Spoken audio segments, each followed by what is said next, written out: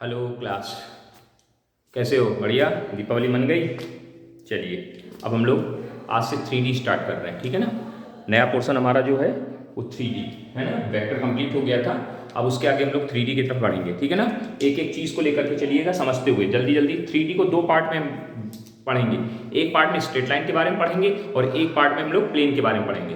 तो first phase में हम लोग पढ़ने जा रहे हैं स्ट्रेट लाइन। क्या है? स्ट्रेट लाइन के रिलेटेड कॉन्सेप्ट जो होंगे वो फर्स्ट फेज में होंगे, ठीक है। चलिए तो आइए सर 3D की बात करते हैं। थ्री डायमेंशन ज्योमेट्री, ठीक है ना। Three dimensional geometry 3D shortcut में लिखा गया 3D। समझदार है आप लोग, कोई इसमें दिक्कत वाली बात नहीं होनी चाहिए। तो आइए सर 3D में सबसे पहले आपको डिस्टेंस फॉर्मूला जो आता ही होगा, नहीं आता फिर भी लिखे दे रहे हैं हम लोग। डिस्टेंस फॉर्मूला जैसे दो पॉइंट आपके पास ये हैं x1 y1 z1 and x2 y2 z2। तो इसमें डिस्टेंस का फॉर्मूला होता है d equal to under root x1 minus x2 का whole square plus y1 minus y2 का whole square plus z1 minus z2 का होल स्क्वायर। मतलब इतना बढ़ गया है, बाकी 2D का ही कॉन्सेप्ट लग रहा है, कोई इसमें नई कहानी नहीं है ना। ये आपका किसका फॉर्मूला हो गया? Distance formula. पढ़ा था आपने 11th में भी पढ़ा था, याद करने के हम आपको हल्का सा रिव्यू करा रहे हैं बस। इसके बाद आपको अगला है कि अगर दो पॉइंट्स एक दूसरे को, दो पॉइंट को मिलाने वाली लाइन को, अगर कोई पॉइंट मान लीजिए आपके पास एक लाइन है AB, there is a line AB, ठीक है, whose coordinate are x1, y1 and z1, x2, y2 and z2। ये आपके पास क्या है? एक लाइन है जिसके कोऑर्डिनेट्स आपको, इस पर एक कोई पॉइंट P है जो इसको m:n के रेशियो में इंटरनली डिवाइड कर रहा है, m:n के रेशियो में। देन और इस पॉइंट की कोऑर्डिनेट x, y, तो आपको फॉर्मूला पढ़ा था x is equal to mx2 n x1 upon m plus n, y equal to my2 n y1 upon m plus n, और z इक्वल टू mz2 और n z1 upon m plus n। ये कौन सा division है? Internal division. और जब external division की बात करते थे तो फॉर्मूला ये लग जाता है x is equal to mx2 minus nx1 upon m minus n। ये ध्यान दीजिएगा। ऐसे y की वैल्यू क्या बन जाएगी? my2 minus ny1। ये सब आपने 11th में पढ़ा, इसलिए आपको उसमें कोई ज्यादा बहुत बड़ी जानकारियां नहीं है कि जिसको आपको बताया जाए और साझा किया जाए आपके साथ। वैसे भी आपको आता है, इसको बोलते हैं एक्सटर्नल डिवीजन। जब एक्सटर्नल डिवीजन हो तो आप ये फॉर्मूला अप्लाई करना है, जब इंटरनल डिवीजन हो तो ये अप्लाई करना है। इसी बात इसमें अगर इफ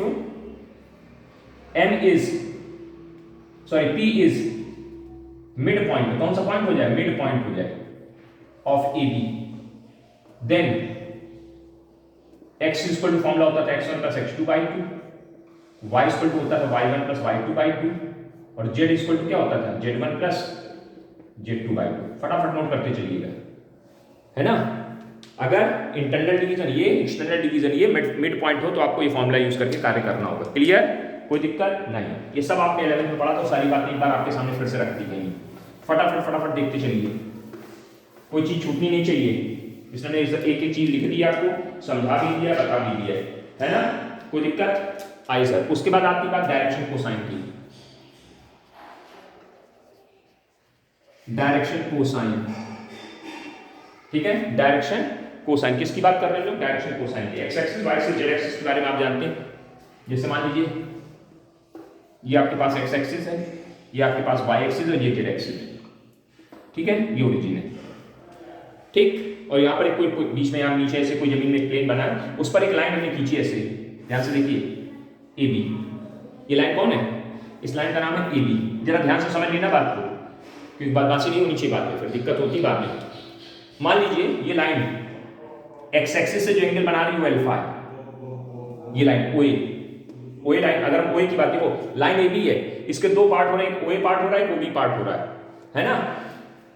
तो डायरेक्शन कोसाइन में आपने पढ़ा था, अभी वेक्टर में पढ़ा था कि जो एंगल, कोई vector X axis, Y axis, Z axis के साथ जो एंगल बनाता है वेक्टर, उसके कोसाइन को हम लोग डायरेक्शन कोसाइन बोलते थे। Cos alpha, cos beta, cos gamma, MN, याद है? L square plus M square plus N square equal to 1, cos square alpha plus sine, cos square beta plus cos square gamma equal to 1, sine square alpha plus sine square beta plus sine square gamma equal to 2। ये proof किए हमने पिछले videos में, vector में कर चुके, इसलिए ज्यादा डिटेलिंग नहीं करेंगे। तो ये मान लीजिए ऐसे कोई लाइन जा रही है ना, ये एंगल, ये लाइन एक्स एक्सिस से अल्फा एंगल बना रही है, तो इसके लिए एल कितना काम करेगा, एल इज इक्वल टू किसके लिए, फॉर ओ ए, लाइन ए भी है लेकिन अगर सिंपल इतने टुकड़े की बात करेंगे तो ध्यान से समझना, देखो इधर का डायरेक्शन कोसाइन अलग हो जाएगा, इधर के लिए डायरेक्शन कोसाइन अलग बन जाएगा। ओ ए के लिए बात करें, for O A L equal to कितना कहलाएगा, cos alpha, M equal to कितना कहलाएगा, cos beta, N equal to कितना कहलाएगा, कॉस गामा। इस बात को समझिए जरा ध्यान से। और अगर यही लाइन हम किसकी बात करें, फॉर ओ बी, किसकी बात करेंगे, ओ बी इधर की तरफ, तो अब देखो ध्यान से, ये ओ बी लाइन है, ये पूरी ओ बी लाइन है यहाँ से यहाँ तक, सॉरी ये ओ ए बी लाइन है, ओ ए कितना एंगल बना रही है, एक्स एक्सिस से अल्फा, तो ओ ए ये O B line X axis से कितना एंगल बनाएगी, पाई माइनस अल्फा बनाएगी। ध्यान से देखो ये पूरी स्ट्रेट लाइन गई ऐसे, अगर ये एंगल अल्फा इधर, ओ ए के लिए अगर हम बात करें तो एंगल कितना ले रहे हैं अल्फा, तो ओ बी के लिए कितना एंगल होगा, पाई माइनस अल्फा, तो उस कंडीशन में यहाँ पे एल कितना आएगा, कॉस पाई माइनस अल्फा, तो कितनी वैल्यू आएगी, माइनस कॉस अल्फा। इस चीजों को थोड़ा सा समझना, ऐसे एम की value cos pi minus beta minus cos beta, N की value cos pi minus gamma minus cos gamma. अगर किसी लाइन सेगमेंट के हम दो पार्टीशन कर दें, मतलब जैसे मान लो कोई एक लाइन हमारी ए बी लाइन थी, अब उसमें से अगर हम कहें कि सिर्फ हमको ओ ए का डायरेक्शन कोसाइन बताइए, उसमें कोई बीच में कोई पॉइंट कर लिया, उससे कहें इस डायरेक्शन को कोसाइन बताइए, इस डायरेक्शन, तो अगर इस डायरेक्शन को कोसाइन एल है तो इस डायरेक्शन के cosine minus L minus M minus N होगी। मतलब की बात आपकी जो निकल के आती है वही आती है कि अगर कोई आपके पास एक लाइन सेगमेंट आपको ऐसे दे दिया पूरा लंबा सा, हमने एक लाइन सेगमेंट ऐसे दे दिया, नाम दे दिया ए बी, ठीक है, हम ए बी के डायरेक्शन कोसाइन नहीं पूछ रहे हैं, हमने कहा कि इस पर एक कोई पॉइंट ओ है, हमने कहा ठीक है अच्छी बात है, तो ओ ए के डायरेक्शन कोसाइन ये alpha beta sorry L M N है, तो ओ बी के अगर इधर के direction cosine L comma M comma N है, तो इधर के direction cosine minus L minus M minus N होगी। ये बात समझाई जा रही है आपको इन दोनों बातों से। बाकी डायरेक्शन कोसाइन आप पढ़ चुके, तो वो हमने यहाँ नहीं डिस्कस किया है, वो आपके पास वहीं का वहीं है। कॉस अल्फा क्या होता है, कॉस बीटा क्या होता है, कॉस गामा क्या होता है, सब आपको पता है, वेक्टर में पढ़ा, इसलिए वही चीज वही रहेगी। तो अगर कोई लाइन की कोई पॉइंट अगर बीच में है, तो एक साइड का डायरेक्शन कोसाइन अगर एलिमेंट है तो दूसरी साइड का minus element minus L minus M minus N होगा, ये ध्यान रखना है। मतलब अगर एक तरफ का मालूम तो दूसरी तरफ का अपने आप मालूम हो जाया करेगा। इस बात को अपने दिमाग में बिठा लीजिएगा, जरूरत पड़ने पर हमारे पे काम आएंगे, तब फिर हम वहां ना बताना पड़े, इसमें पहले बता दिया ठीक। अच्छा अब आइए सर, अब मेन बात जो आती है उसको समझिए, डायरेक्शन रेशियो। इसको जरा ध्यान से समझिएगा क्योंकि हमने वहां पे डिटेलिंग नहीं करी थी। डायरेक्शन रेशियो, ठीक, इसी को दूसरा इसका नाम होता है डायरेक्शन नंबर्स। इसका दूसरा नाम क्या होता है, डायरेक्शन नंबर। इस शब्द को भी यूज कर सकते हो लोग, डायरेक्शन नंबर भी कहा जाता है। डायरेक्शन रेशियो, डायरेक्शन कोसाइन अलग है, डायरेक्शन रेशियोस अलग है, ठीक है ना। हाँ समझिए जरा ध्यान से। तो कह रहे हैं any three numbers which are proportional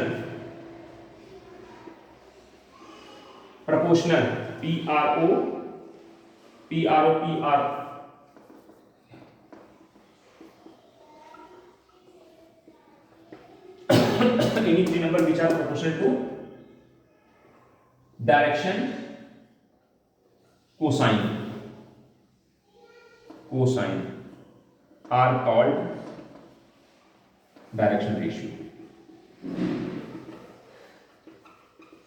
लिख लीजिए इस पर अपने पास में, direction ratios of the that line, of the line.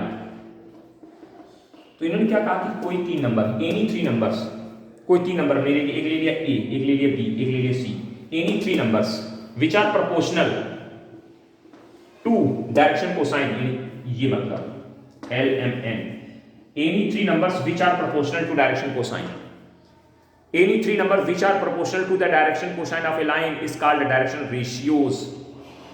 a equal to ये, इसको अगली स्टेप में क्या लिख सकते हैं बेटा, a is equal to lambda l, b is equal to lambda n और c is equal to lambda l m या m होगा या n होगा, ठीक है। ये बात समझ में है कि नहीं, इससे मतलब निकला, इससे निकला, इससे निकला। डायरेक्शन रेशियोस को क्लियर करना है, जरा समझने की कोशिश करिएगा। Any three numbers which are proportional to the direction ratios is called direction numbers, are direction ratios गड़बड़ कर दिया, एक minute. 3 numbers which are proportional to the direction cosine are called direction ratios, are direction numbers। ठीक है, यहाँ तक बात समझ में आ गई। अब इधर देखना, थोड़ा सा समझने का प्रयास करिएगा। आपने एक बात पढ़ी थी, L square plus M square plus N square equal to कितना होता है? 1 होता है। तो यहाँ से एल की वैल्यू कितनी आएगी? This implies L equal to A upon lambda. आएगा कि नहीं आएगा? ऐसे तो यहाँ कितना आ गया? A square upon lambda square, B square upon lambda square, C square upon lambda square equal to 1 के एलसीएम कितना है? Lambda square equal to 1। यहाँ कितना आ जाएगा? A square plus B square plus C square. Check करो इससे इसको जब लिखते हैं तो this implies lambda equal to कितना? लैम्डा स्क्वायर इक्वल टू कितना आ जाएगा? A square B square C square. इससे लैम्डा वैल्यू कितनी आ जाएगी? Under root A square plus B square plus C square. यहाँ लिख लेना इसे, this implies N equal to B upon lambda, N equal to C upon lambda. देखो check करो, any 3 numbers which are proportional to the direction cosine are called direction ratios। फटाफट लिखा, ये line आई, इससे ये निकल गया। एलिमेंट की वैल्यू निकाली उठा के आना ताकि लैम्डा पता कर सके। लैम्डा मालूम हो गया मेरे को? हाँ बिल्कुल मालूम हो गया सर। कोई दिक्कत? कोई दिक्कत नहीं। अब ये लैम्डा की वैल्यू अगर हम यहाँ डाल दें तो यहाँ पे एक फॉर्मूला निकल के आएगा, L is equal to A upon under root A square plus B square plus C square. M is equal to B upon under root A square plus B square plus C square. N is equal to दिख रहा है? हाँ दिख गया। चलो N इधर लिख देते हैं, और N equal to C upon under root A square plus B square plus C square. मतलब हमने एक नई बात क्या समझ ली? अगर हमारे पास, अब देखो ध्यान से, ये रिलेशन हो गया किसके बीच में? डायरेक्शन रेशियो डायरेक्शन कोसाइन के बीच में। अगर मेरे पास डायरेक्शन कोसाइन है तो हम डायरेक्शन रेशियोज निकाल लेंगे, मतलब डायरेक्शन रेशियो निकाल लेंगे, और डायरेक्शन कोसाइन है तो डायरेक्शन रेशियोज है तो डायरेक्शन कोसाइन निकाल लेंगे। जैसे हमने मान लिया कह दिया किसी लाइन के डायरेक्शन रेशियोज ये हैं, उसके डायरेक्शन कोसाइन बताओ, आप ये फॉर्मूला यूज कर लोगे, है ना? इन चीजों को समझिएगा, काम आएंगे फॉर्मूले, नोट कर लीजिएगा ठीक से अच्छे से। Any 3 number which are proportional to direction cosine are called direction ratios। Meaning समझाया, वैल्यू निकाली, कैसे निकल के वैल्यू आई वो आपके सामने रखी हुई। कोई दिक्कत है ना? चलिए आगे बढ़े, मिटा दिया जाए, तुरंत मिटा दिया जाए इसको, फटाफट जल्दी नोट करें। तो डायरेक्शन रेशियो समझ में आ गए? कहीं कोई दिक्कत हो बताओ, है ना? हाँ है ना? चलो आगे बढ़ो।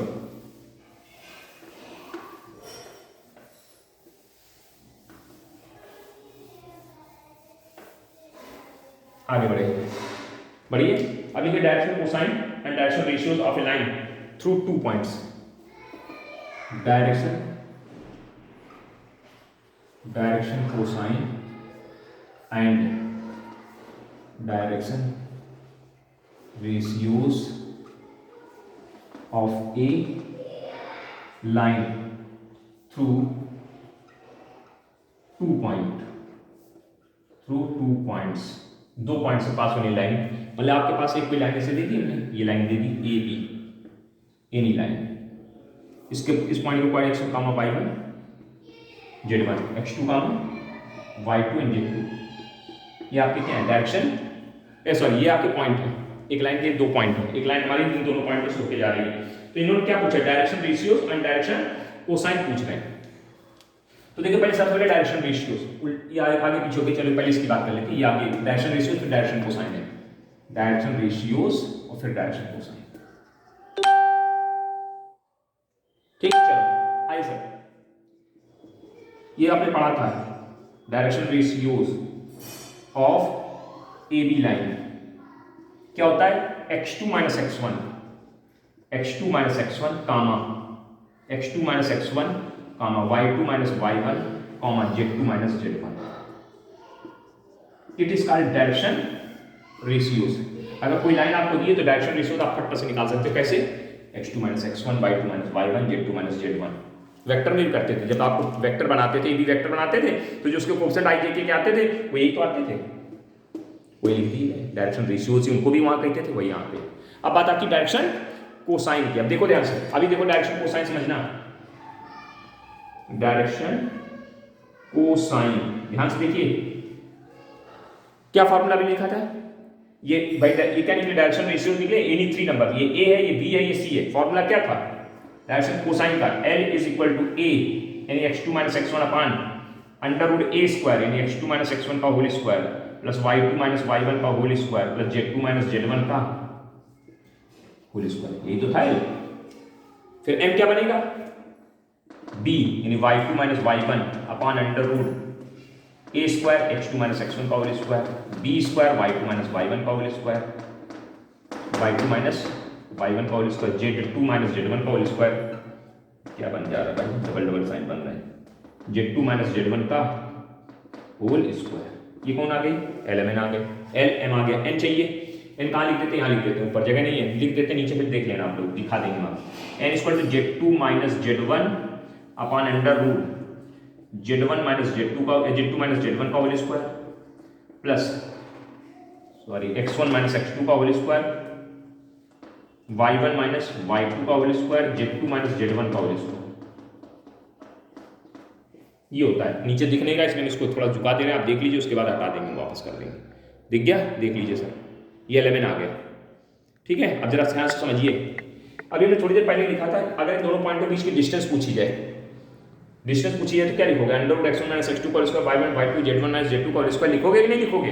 तो देखो ये क्या लिखा है, ये लिखा है x2 minus x1 upon a भी नहीं लिखा, देखिए ये क्या है, इन दोनों पॉइंट के बीच की डिस्टेंस नहीं है, या ए भी नहीं लिख सकते हैं, ऐसा भी लिख सकते हैं। और यहाँ क्या आ जाएगा ऐसे, y2 minus y1 upon A B, और नीचे क्या आ जाएगा, z2 minus z1 upon A B. आराम से याद कर सकते हैं आप लोग, है ना। अगर आपके पास कोई लाइन सेगमेंट, अगर हम आपको कोई 2 पॉइंट दे देंगे तो आप डायरेक्शन रेशियो और डायरेक्शन कोसाइन ऐसे निकाल लोगे। अभी जरूरत पड़ेगी, अभी एग्जाम्पल करके दिखाएंगे हम आपको, समझ में आया कि नहीं। हाँ देख लीजिए, जहाँ नहीं दिख रहा हो देख लीजिए, पूरा नीचे तक दिखा दिया, वापस फिर से हम कर दे रहे हैं, ठीक है। ओके चलिए, अब इसको मिटाने जा रहे हैं, अब जरूरत पड़ती तो नीचे लिखना पड़ जाता है।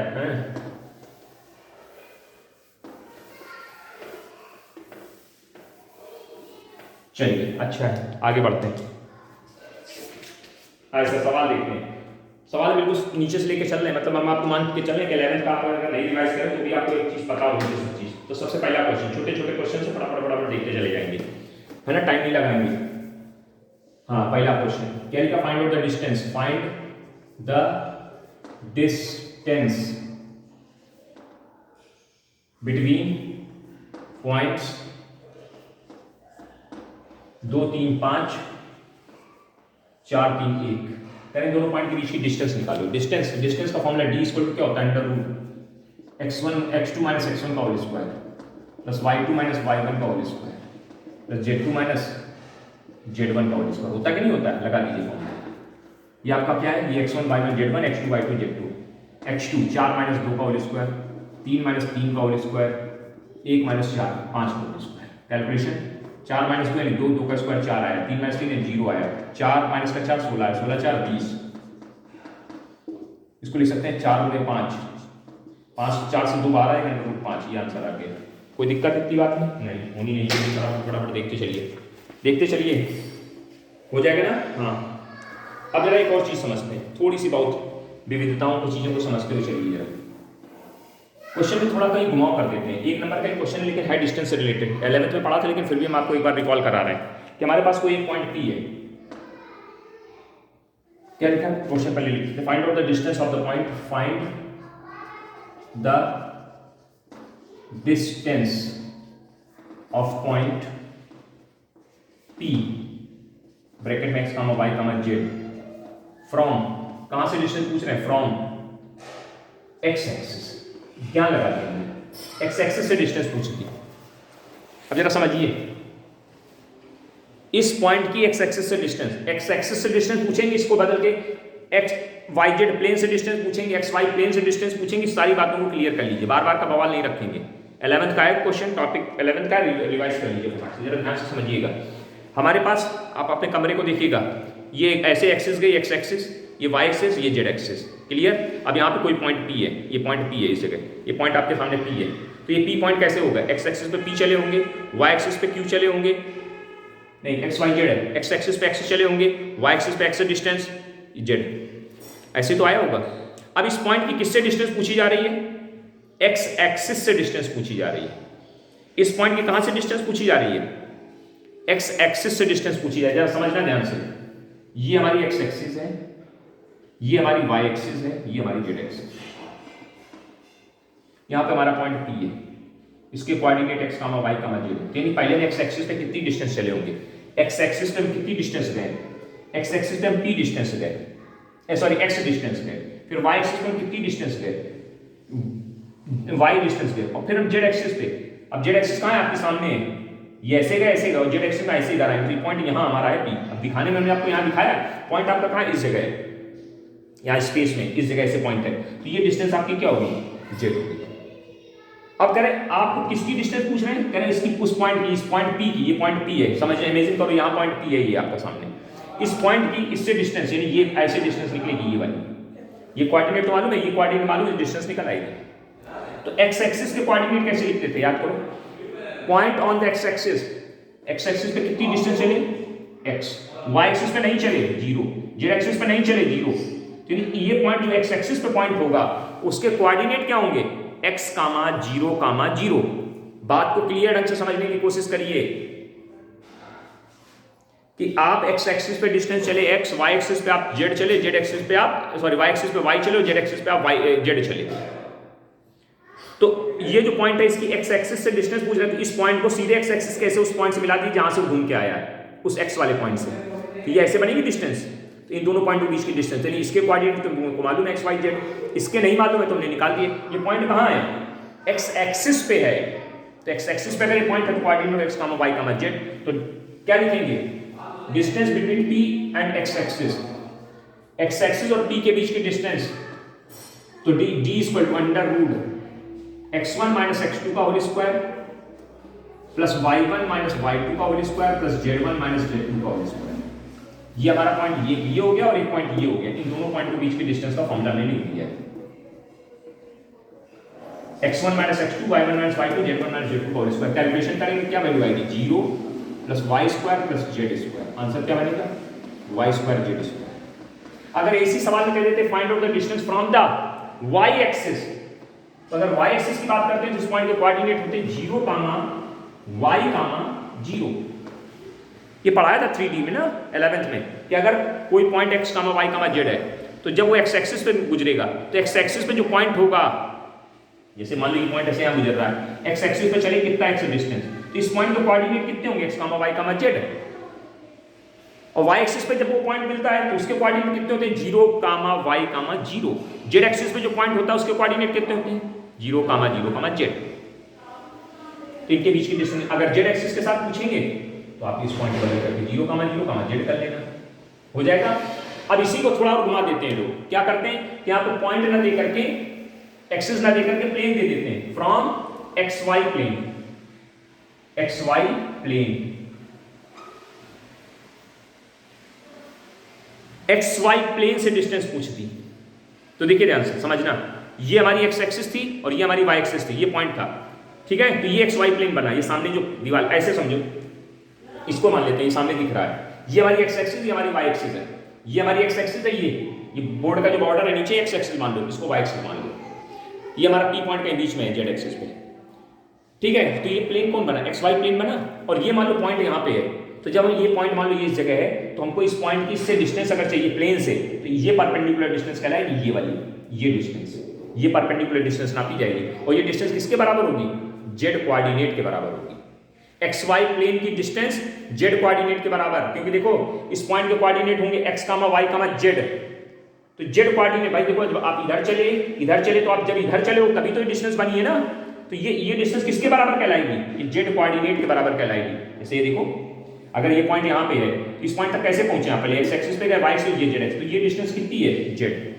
तो अगर प्लेन से डिस्टेंस पूछेंगे पॉइंट की, तो जिस प्लेन का नाम लेंगे उसको छोड़ देना, xy बोला तो xy कोऑर्डिनेट को छोड़कर ये तीसरा कोऑर्डिनेट बचे वो आंसर होगा। क्लियर हो गया, ध्यान रखना, इंपॉर्टेंट बात है, जरूरत पड़ने पे काम आएगी। ये सब 11th में आपको बताया गया था, डिटेलिंग की गई थी, फिर भी हमने आपको रिवाइज करा दिया है। अगला क्वेश्चन लिखा है, what is the direction cosine of the line, what are DCS, direction cosine of line whose DRS are -2, 1, 3, ये दे दिए, -2, नहीं सर 2, -1, -2 दिया, गलत लिख दिया तुमने। What is the direction cosine पूछे जा रहे हैं जबकि डीसीएस दे रहे हैं, यानी एबीसी दे रहे हैं, एलिमेंट पूछ रहे हैं। ए बराबर 2, बी बराबर -1, सी बराबर -2। अब पूछ क्या रहे एलिमेंट, एन इक्वल टू क्या फॉर्मूला लिखा है हमने आज, ए अपॉन, याद है एन इक्वल टू क्या लिखाया है, B upon under root A square B square C square, और Z upon N equal to क्या लिखाया है, C upon under root A square plus B square plus C square. Simple formula है। A की value कितनी, 2 अपॉन under root इसका square 4 1 4 2/3, इसका -1/4 4 1 4 -1/3, फिर -2/4 4 1 4, कितनी वैल्यू है -2/, ये एलिमेंट निकला है। अब चेक करो सही है, इनका स्क्वायर करके जोड़ो, वैल्यू बना रही होगी, आ रही है सर, कोई दिक्कत नहीं, आराम से हो जाएगा, पक्का हो जाएगा ना। हाँ, डायरेक्शन रेशियोज क्लियर हो गए, डायरेक्शन कोसाइन सॉरी क्लियर हो गए। अब अगला क्वेश्चन लिखा है, अगला question find out the direction, find if a line, sorry अगला क्वेश्चन है if a line has direction ratios, if a line has DRS, DRS दे रहे हैं -18 -12 और -4, नहीं सर +12 और -4, ये दे रहे हैं, ये डायरेक्शन रेशियोज दे रहे हैं, हाँ DRS दे रहे हैं, and find its direction DCS cosine.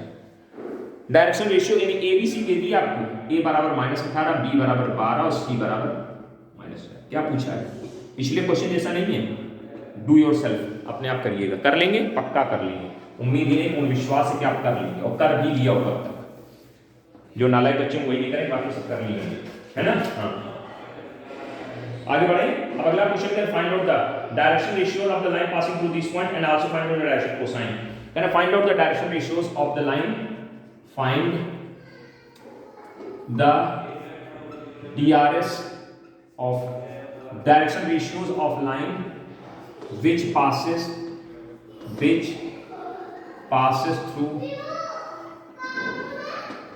through the 2 points -2,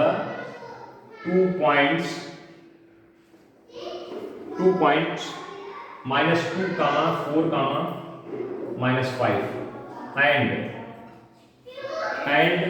1, 2, 3 and 1, 2, 3 and also find DCS of line। दोनों बातें पूछे, करें कोई लाइन हमारी है जो 2 पॉइंट से पास हो रही है, फिगर बना लीजिए तुरंत, -2 -4 -5, इसके कोऑर्डिनेट में 1, 2, 3, ये भी लाइन होगी। क्या पूछा है, direction ratios, direction ratio of AB कैसे निकालते थे, होता है x2 - x1, 1 -2, x2 - x1 कितनी वैल्यू आ जाएगी, 3,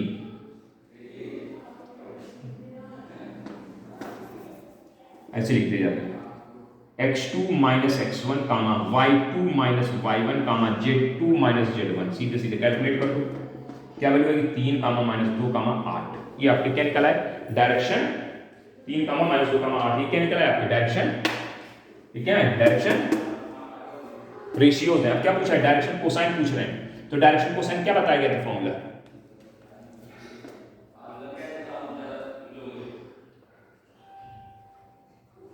डायरेक्शन कोसाइन क्या फॉर्मूला बताया गया था, क्या बताया गया था, बताओ जल्दी, x2 - x1 upon under root x2 - x1 का whole square plus y2 - y1 का whole square plus z2 - z1 का होल स्क्वायर। याद करो, ये फॉर्मूला आपको लिखा गया है, ये आपने इसी को a भी लिख दिया गया, तो वैल्यू रखोगे यहाँ पे क्या आएगा, x2 - x1 की वैल्यू करोगे तो यही तो आएगी 3 अंडर रूट x2 - x1 3 का स्क्वायर, y2 - y1 -2 का स्क्वायर, z2 - z1 8 का स्क्वायर, कैलकुलेट कर दो, 3 कितना आ जाएगा, ध्यान दो, 3 का स्क्वायर 9, 9 4 13, 13 और 8 64, जोड़ दीजिए 70 कुछ आ जाएगा, 77 के आसपास आता है।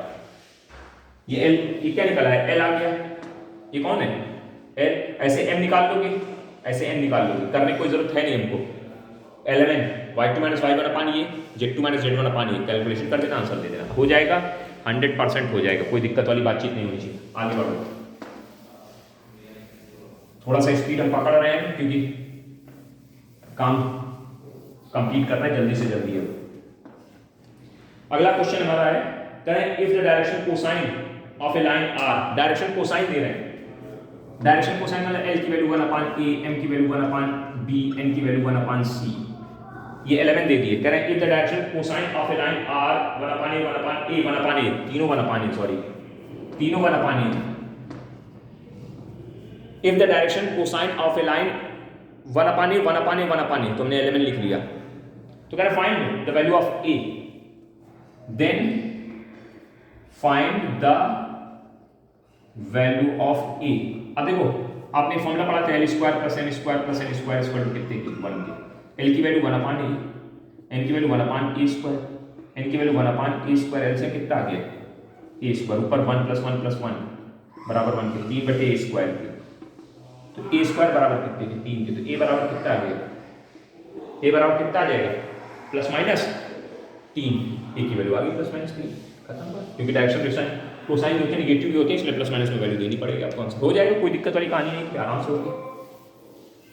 हुआ कि नहीं हुआ, हो गया सर, कोई समस्या तो क्वेश्चन। अगला क्वेश्चन करें, अगला क्वेश्चन है can a line have the direction cosine, can a line have direction cosine, DCs मतलब direction cosine, DRs direction ratio समझने की कोशिश करिए। Cosine 1 upon root 5 comma 1 upon root 5 comma 1 upon root 5, करें किसी लाइन के डायरेक्शन कोसाइन ये हो सकते हैं क्या? क्या 1 upon root 3, 1 upon root 5, 1 upon root 5 are the direction cosine of a line, हो सकते हैं क्या? चेक कर लेते हैं sir. L square plus M square plus L square इसको तुमने कितना पढ़ा है 1, तो ये एल की वैल्यू 1 अपान रूट 5 का स्क्वायर, ये एम की वैल्यू 1 अपान रूट 5 का स्क्वायर, ये एन की वैल्यू 1 अपान रूट 5 का स्क्वायर इक्वल टू 1। इधर कैलकुलेशन किया 1/5 1/5 1/5 1 की, ये आ गया 3/5 बराबर 1, विच इज नॉट पॉसिबल। ये पॉसिबल नहीं सर, ये पॉसिबल नहीं है, ये 3/5 का 5 1 के बराबर होगा नहीं होगा, विच इज नॉट पॉसिबल लिखिए आप, जो कि संभव नहीं है। Hence 1 upon root 5 1 upon root 5 1 upon root 5 are not direction cosine of a line, ये किसी लाइन के डायरेक्शन कोसाइन नहीं हो सकते हैं सर, जोड़ देके बता दीजिएगा, हो जाएगा बिल्कुल हो जाएगा। आइए सर आगे बढ़ते हैं। कुछ लोगों को चिंता होने लगी सर वीडियो लंबा हो रहा है, होने दीजिए, आप वीडियो की थोड़ी लेंथ बढ़ानी पड़ेगी, है ना, जहां जरूरत होगी वहां छोटा होगा, जहां जरूरत नहीं होगी वहां बड़ा भी जाने दीजिए जाने दीजिए जाने दीजिए, पढ़िए पढ़िए पढ़िए और पढ़िए। अगला क्वेश्चन क्या करें, if a line makes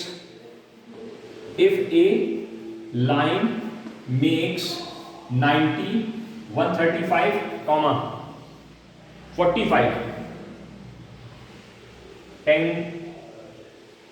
angle with x, y, z axis respectively, कैसे रिस्पेक्टिवली, ठीक है। Find its DCS, find its DCS मतलब डायरेक्शन कोसाइन, इसके डायरेक्शन कोसाइन चाहिए, डायरेक्शन कोसाइन चाहिए। तो direction cosine L equal to एक फॉर्मूला होता है, जब एंगल दिया होता है तो ये फॉर्मूला लगता है, L equal to cos alpha, alpha value ये है cos 90, n equal to cos beta cos 135, n is equal to cos gamma cos 45, value बताओ, इसकी 0, इसकी 1 अपान रूट 2 माइनस की, इसकी 1 अपान रूट, चेक कर लीजिए फटाक से, कोई दिक्कत नहीं होनी चाहिए, है ना। हाँ आइए आगे बढ़ते हैं, आगे बढ़े, बहुत तेज चलिए बिल्कुल एकदम। कर find out the direction cosine of Z axis, Z axis हम बता रहे हैं, एक्स एक्सिस वाई एक्सिस आप खुद कर लेंगे। Find DCS of Z axis. अब देखिए भैया जेड एक्सिस एक्स एक्सिस से कितना एंगल बनाती है 90, अल्फा मालूम है, वाई एक्सिस से 90, और जेड एक्सिस खुद जेड एक्सिस से कितना कोण बनाती है वो 0 है। खुद से समझो, X axis Y axis Z axis, ये एक्स एक्सिस हो गई, ये वाई एक्सिस, इधर जेड एक्सिस, तो जेड एक्सिस एक्स एक्सिस से कितना एंगल बना रही है 90, वाई एक्सिस से 90 और जेड एक्सिस से 0 एंगल बना रही है। तो एंगल मिल गए, एल कितना हो जाएगा cos 90, एम कितना हो जाएगा cos 90, एन कितना हो जाएगा cos 0, cos 90 value 0, cos 90 value 0, cos 0 value 1, यानी क्या आ जाएगी BCS ऑफ जेड एक्सिस क्या होगी 0, 0, 1। ऐसे एक्स एक्सिस की 1, 0, 0, वाई एक्सिस की 0, 1, 0 कर लेंगे। डू योर सेल्फ में डालते जाइएगा, डालते चल रहे हो, पढ़ते चाहिए, बढ़ते जाइए, वीडियो तुम बड़े चलो। 3D को बहुत ज़्यादा कम से कम वीडियो में निपटाना है, ज़्यादा लंबा नहीं खींचेगा ये, है ना। हाँ, क्योंकि वेक्टर में हो चुके हैं 22 वीडियो के आसपास वेक्टर में पहुँच चुके हैं, बहुत ज़्यादा 30-35 में सब कंप्लीट हो जाना चाहिए दोनों। तो 3D का अगला क्वेश्चन हमारा है, अगला क्वेश्चन क्या लिखा है, कह रहे हैं if direction cosine of a line are L M N, if DCS of a line, DCS of a line R L comma M comma N, then how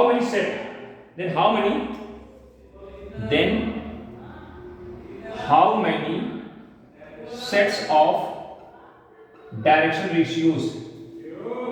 ratios of the line are possible। कह रहे भैया कि अगर किसी line के direction ratios कितने element हैं, तो कह रहे कितने डायरेक्शन कोसाइन बन सकते हैं, सॉरी डायरेक्शन कोसाइन कितने हैं, तो कितने डायरेक्शन रेशियोज के सेट बन सकते हैं, मतलब कितने पेयर बन सकते हैं, कितने ट्रिपलेट बन सकते हैं।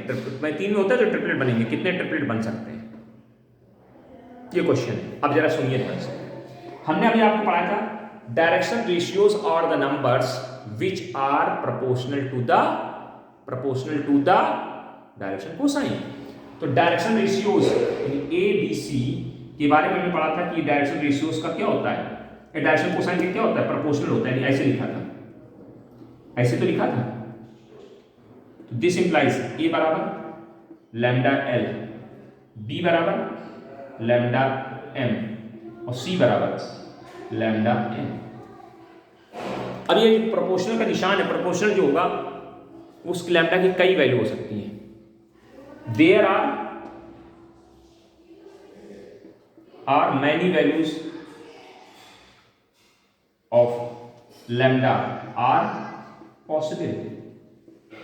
अब लैम्डा वैल्यू 1 हो जाएगी, 2 हो जाएगी, 3 हो जाएगी, 4 हो जाएगी, 100 हो जाएगी, 1000 हो जाएगी, लाख हो जाएगी, करोड़ हो जाएगी, 1/3 हो जाएगी, 5/7 हो जाएगी, 9/, अरे तो क्या मतलब हुआ, there are many values of lambda are possible, hence how many kind, hence there are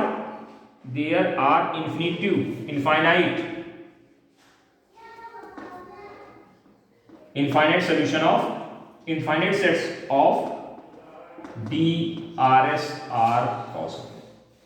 कितने पॉसिबल हैं, इनफाइनाइट सेट पॉसिबल है। इन्होंने पूछा हाउ मेनी, उनका इन्फिनिटी। आप कह रहे हो कुछ बता दो भैया, तो एल की वैल्यू एक बार लैम्डा की वैल्यू 1 रखो, एक सेट क्या बनेगा एल कामा एन कामा एन का बनेगा, एक क्या बनेगा 2 रखो 2 कामा 2L कामा 2M कामा 3M बनेगा, 3 कहाँ से आ गए 2 यहाँ 3L कामा 3M कामा 3N बनेगा, ऐसे बनते चले जाएंगे नहीं। So many are there. ठीक है, समझ में आ गया, उम्मीद है, विश्वास है कि आप समझदार हैं, उम्मीद हम ऐसी कर सकते हैं कि आप लोग बहुत अच्छे भैया और बहुत तेज़ी से पढ़ रहे हैं। तो गलत बात है कि पढ़ते नहीं घर में, हाँ अच्छा पढ़ते नहीं तो कैसे हो जाता है सर, वो कैसे हो रहा है, आप ही समझदार है ना कि नहीं है। चलिए आगे बढ़ते हैं, हाँ सर आगे बढ़ते हैं, अभी बाकी है, अभी इतना जल्दी नहीं मारना चाहिए, आज थोड़ा वीडियो कुछ लंबा होने दीजिए, है ना। काफ़ी छुट्टियों के बाद आज पढ़ाने को मिल रहा है, तो हमारा भी मन कर रहा है तो पढ़ा लेने तो थोड़ा। अगला क्वेश्चन क्या लिखा है, कह रहा है if a line is in the X Z plane. अब हमसे क्या कहा कि हमारे पास एक लाइन है जो एक्स जेड प्लेन पर है। अब ये प्रैक्टिकली बिल्कुल एकदम प्रॉब्लम को समझने की कोशिश करिएगा। I am making 30 degree with X axis, और वो लाइन एक्स एक्सिस से 30 डिग्री एंगल बना रही है। अरे बाप रे, एक्स जेड प्लेन पर हमारी लाइन है और जो एक्स एक्सिस के साथ कितना एंगल बना रही है 30 डिग्री बनाते हैं। Find out the direction cosine of the line. बहुत बढ़िया क्वेश्चन। अब जरा समझिए, ये हमारा x है, इसको हम y मान ले रहे हैं सामने वाले को, इसको ध्यान से समझिए, ऐसे बना लिए ये y है, इसको लिख लीजिए अपने दिमाग, ये y और ये हमारी कौन लाइन, ये z है। तो ये कौन सा प्लेन बना? एक्स जेड प्लेन बना। बना कि नहीं बना? इस पर कोई एक लाइन ऐसे बना लीजिए, ये कोई लाइन ऐसे मान लो बना ली, ये लाइन गई। कह रहे ये लाइन जो है वो एक्स एक्सिस से 30 डिग्री बना रही है, तो बताओ ये जेड एक्सिस से कितना बना रही होगी? 60 बना रही होगी, ये पूरा 90 होता है। और जरा ध्यान देना, ये कौन सी एक्सिस है? ये वाई एक्सिस है। ये कौन सी एक्सिस है जो सामने जा रही है? ये वाई एक्सिस है। तो ये लाइन वाई एक्सिस से कितना एंगल बना रही है?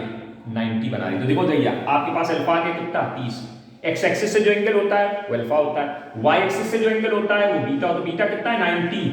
वाई एक्सिस ये, वाई एक्सिस से लाइन कितना एंगल बना रही है? 90। और जेड एक्सिस से जो एंगल होता है उसको क्या बोलते हैं? गामा बोलते हैं, वो 60 है। तो अल्फा बीटा गामा मिल गए, तो 11 नहीं निकल आएंगे। L equal to cos alpha, M equal to cos beta और N equal to cos gamma. Value कितनी आएगी? 1/√3/2, 0 1/2 कॉस गामा, गामा वैल्यू 60 है। तो क्या डायरेक्शन कोसाइन आ गया? ये आंसर आ जाएगा। आया समझ में कि नहीं? ऐसे क्वेश्चन बनाते हैं लोग दिमाग लगा लगा के, एक एक नंबर में आप भे बोल जाओगे अगर समझोगे नहीं तो। समझ में आ गया ना? प्रैक्टिकली समझिएगा जो जल्दी से समझ में आ जाएगा। अगर एक्स वाई प्लेन पे कोई एक लाइन, तो तुरंत एक्स वाई प्लेन बनाओ और उसको एक लाइन खींच लो, तो एक्स के साथ, सॉरी एक्स जेड के साथ आपको एंगल मिल जाएंगे, तो वाई के साथ 90 बना रहा है, काम खत्म। अगला क्वेश्चन क्या लिखा है? कह रहे हैं if a line makes 90 60 respectively with the positive direction of X axis Y, 90 and 60 ये एक्स एक्सिस से, ये वाई एक्सिस से एंगल बना रहा है। कह रहे हैं if a line makes 90 degree and 60 degree with X axis and Y axis respectively, ये बोला इन्होंने। तो कह रहे हैं then find out the angle which makes with the positive direction of z axis. Then find out the angle which makes the line with positive direction of z axis. हमने कहा साहब गामा को थीटा है, निकालना है। आइए sir, L बराबर कितना होता है? cos alpha. M बराबर कितना होता है? cos gamma. N बराबर कितना होता है? cos alpha, cos beta, cos gamma. इसकी वैल्यू कितनी आई? 0। इसकी वैल्यू कितनी आई? 1/, इसकी वैल्यू कितनी ऐसी बनी गई। अब आप जानते हैं l² + n² की वैल्यू कितनी होती है? 1 होती है। 0 1/4 प्लस cos स्क्वायर थीटा बराबर 1 के। तो cos स्क्वायर थीटा बराबर कितने के? 1 - 1/4, यानी cos स्क्वायर थीटा बराबर कितने के? 3/4। cos थीटा बराबर कितने के? √3/2 के। तो cos थीटा बराबर कितने के? cos 30 के। तो थीटा बराबर कितने के? तो आपसे ये तो पूछा गया, तो वो लाइन जेड एक्सिस से कितना एंगल बना है? That is 30 angle. उम्मीद है समझ में आया होगा, कुछ पल्ले गिरा होगा। पल्ले गिरा कि नहीं गिरा? पल्ले गिरा हो तो बहुत बढ़िया, ना गिरा तो बहुत और अच्छा। ठीक है, समझदारी हो रही है। अगला क्वेश्चन है, एक और देख लेते हैं। करें if that find the acute angle which the line, find the acute angle, find the acute angle, find the acute angle which the line with direction cosine, which the line with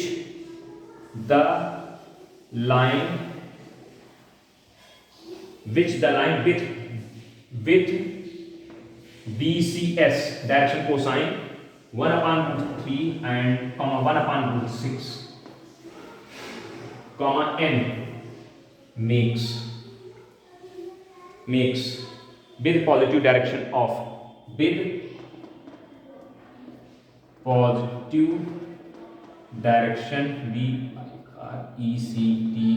direction of axes मतलब तीनों की बात कर ली।